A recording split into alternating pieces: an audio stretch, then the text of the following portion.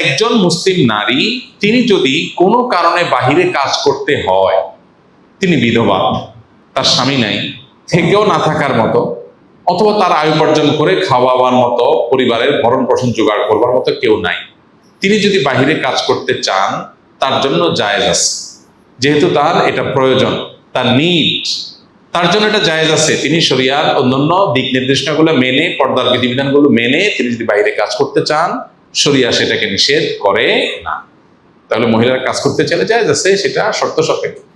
আর যদি পুরুষ স্বামী উপার্জন করছেন, তাহলে সেক্ষেত্রে স্বামী তো তার সমস্ত ভরণ পোষণ, তার চিকিৎসা, তার থাকা খাওয়া, হাত খরচ, তার সবকিছুর ব্যবস্থা স্বামী করতে বাধ্য।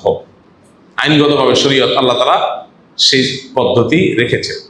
তাহলে তিনি বাহিরে কাজ করার তো দরকার হয়।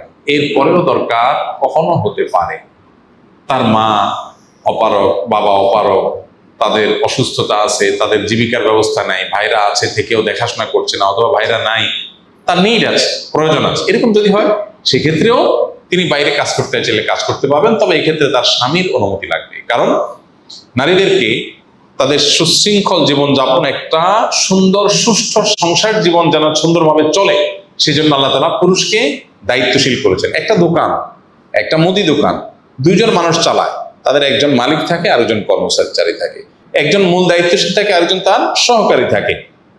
এভাবে একটা দোকান চলে। যদি বলে না দুজনেরই সমান ক্ষমতা থাকবে, কোনো প্রকার কম বেশ থাকবে না, তাহলে দোকান টিকবে?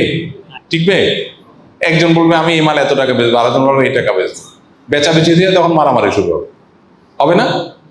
তো একটা সংসার সুষ্ঠু সুন্দরভাবে চলার জন্য আল্লাহ তাআলা স্বামীকে অভিভাবক করেছে, মাতবরি না, শুধু তার ঘাড়ের উপরে সমস্ত দায়িত্ব চাপিয়েছে।